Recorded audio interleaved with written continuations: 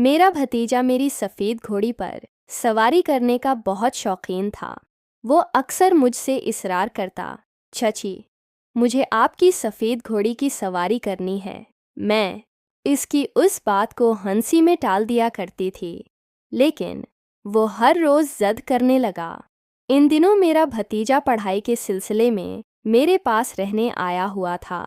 मेरा शौहर इस वक्त बीरौन मुल्क मुकीम था। मेरा भतीजा उम्र में तो छोटा था, लेकिन वक्त के साथ साथ इसके अंदाज में तब्दीलियां आने लगीं। वो किसी ना किसी बहाने मेरे करीब आने की कोशिश करता और अपनी ज़िद दोहराता, छची, मुझे आपकी सफ़ेद घोड़ी की सवारी करनी है। मैं उसे बच्चा समझकर नज़रअंदाज करती रही।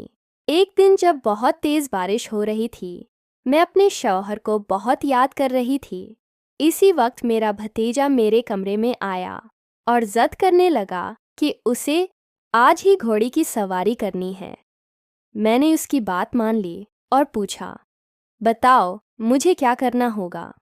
लेकिन उसने जो तरीका बताया, वो सुनकर आप सब हैरान हो जाएंगे।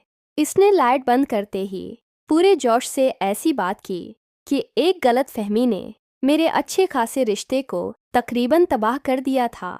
पूरी कहानी सुनिए, आपको बहुत मज़ा आएगा। और अगर आप चैनल पर नए हैं तो चैनल को ज़रूर सब्सक्राइब करें। शुक्रिया। ये कहानी इस वक्त की है जब मेरी नई नई शादी हुई थी। मैं एक गरीब घराने से ताल्लुक़ रखती थी, इसलिए मेरे वालिदैन ने कम उम्री में ही मेरी शादी कर दी। हर लड़की की तरह मेरे भी अपनी शादी को ले कर बहुत से ख्वाब थे, लेकिन वो शायद मेरी ज़िंदगी में पूरे ना हो सके, क्योंकि मेरा शौहर शादी की पहली रात के बाद ही मुझे छोड़कर बैरून मुल्क चला गया। शादी बहुत जल्दी में हुई थी। मैंने सुना था कि मेरे शौहर के वालिदैन इस दुनिया में नहीं थे और उसकी एक छोटी बहन थी जिसकी शादी वे 1 साल पहले कर चुका था।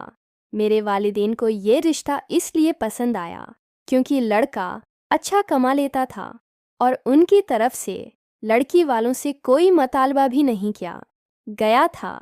इसलिए खुशी खुशी मेरी शादी राजा से कर दी गई। जब मैं ससुराल पहुंची तो मेरा सादगी से इस्तकबाल किया गया। ससुराल में ज़्यादा लोग नहीं थे। जब मैं अपने शौहर के कमरे में दाखिल हुई तो उसने कमरे को फूलों से सजा रखा था। वो रात मेरे लिए बहुत मोहब्बत भरी थी। हर नई दुल्हन की तरह मैं भी अपने शौहर का बेसब्री से इंतज़ार कर रही थी। मैं लंबा सा घूंघट निकाले बैठी थी और आने वाले लम्हों के बारे में सोच रही थी। तकरीबन आधे घंटे बाद मेरा शौहर कमरे में आया। उसने दरवाज़ा बंद किया और मुझसे बड़े प्यार से बातें करने लगा। शुरू में तो मैं बहुत झिझक रही थी, लेकिन आहिस्ता आहिस्ता मैं इसके साथ बेतकल्लुफ़ हो गई। अब मुझे शर्म महसूस नहीं हो रही थी। मेरे शौहर ने मेरा हाथ थामकर अपनी मोहब्बत का इजहार किया और उसके छूने से मेरे दिल की धड़कन तेज़ हो गई। फिर उसने लाइट बंद कर दी और मुझ पर अपना प्यार निछावर करने लगा। कई घंटों बाद उसने मुझे बताया कि वो कल सुबह कारोबार के सिलसिले में बैरून मुल्क जा रहा है। ये सुनकर मैं सकते में आ गई। उसने बताया कि दफ्तर से छुट्टी नहीं मिल रही, इसलिए इसका जाना बहुत ज़रूरी है। वो बोला, तुम परेशान मत होना, मैं जल्द वापस आऊँगा। इसकी बात सुनकर मैं बहुत उदास हो गई। भला कौन सी लड़की शादी के अगले ही दिन अपने शौहर को बाहर जाने की इजाज़त देती है। मुझ में कुछ कहने की हिम्मत नहीं थी, लेकिन मैं खामोशी से उदास होकर बैठ गई। मेरे शौहर ने मुझे मनाने की बहुत कोशिश की, लेकिन दिन भर की थकावट की वजह से मैं जल्द ही नींद की वादियों में खो गई। सुबह जब मेरी आंख खुली तो मैंने देखा कि मेरा शौहर बैरून मुल्क जाने की तैयारी कर रहा था। मैंने उसे रोकने की कोशिश की और कहा कि कुछ दिन बाद चले जाएं, लेकिन उसने कहा कि काम फौरी है और छुट्टी नहीं मिल सकती। वो बोला, तुम फिक्र न करो, मैं बहुत जल्द वापस आऊँगा। क्योंकि मैं नई नवीली दुल्हन थी, इसलिए मैंने ज़्यादा बहस नहीं की और भारी दिल से उसे जाने की इजाज़त दे दी। शवहर के जाने के बाद मैं घर में बिल्कुल अकेली रह गई।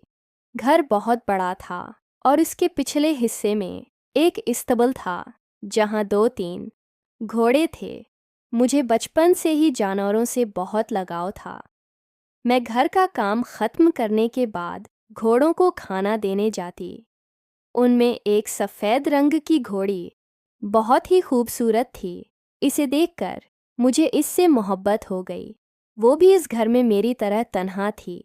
घोड़ी को खाना देने के बाद मैं कमरे में आती और शौहर को फ़ोन करती।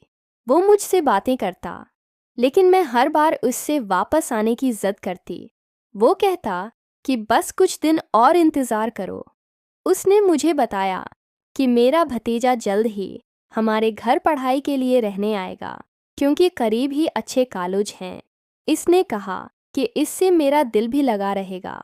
ये सुनकर मुझे थोड़ा सुकून मिला। एक दिन मैंने रात का खाना बनाया और खाने के बाद इस्तबल चली गई। वहाँ मैंने सफ़ेद घोड़ी के साथ कुछ वक्त गुजारा। इसकी नीली आंखें थीं और जब भी मैं उसके करीब जाती, वह अपनी गर्दन झुका लेती, जैसे वह मेरे जज्बात को समझती हो। मैं इससे बातें करती और इसे खाना खिलाती। इसके बाद मैं कमरे में आकर थकावट की वजह से गहरी नींद सो गई। सुबह उठकर मैंने घर के काम शुरू किए और घोड़ों को चारा डाला। जब मैं फारिग होकर निकली तो दरवाजे की घंटी ज़ोर से बजी। मैं भागकर दरवाज़ा खोलने गई। सामने मेरा भतीजा इरमान खड़ा था। मैंने उसे शादी पर एक बार देखा था, इसलिए मैंने उसे फ़ौरन पहचान लिया।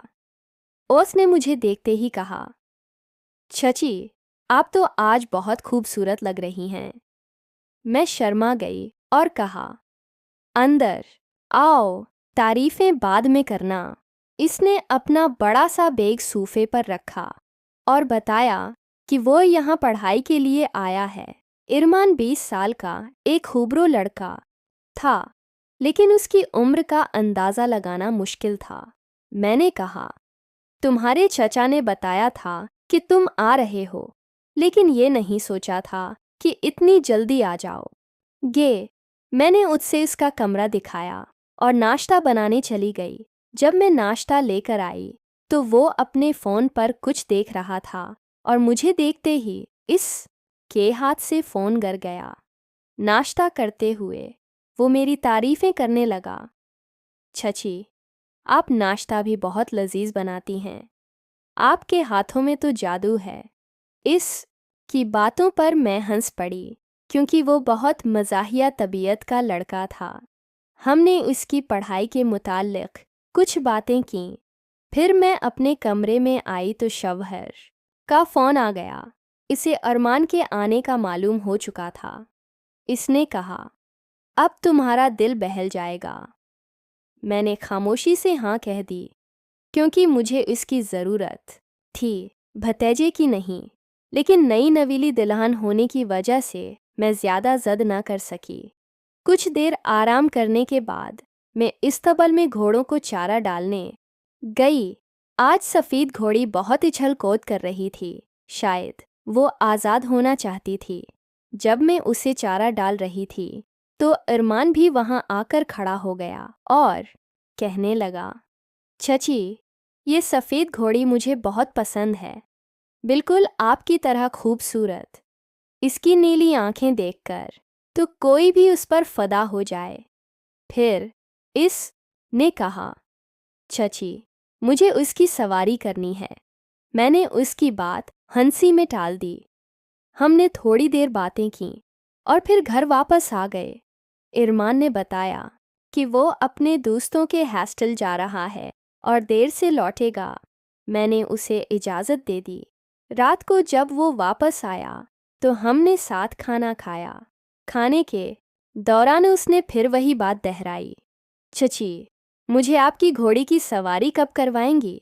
मैंने उसकी बात हंसकर टाल दी क्योंकि मैं उसे बच्चा समझती थी। रात को थकावट की वजह से जल्द सो गई।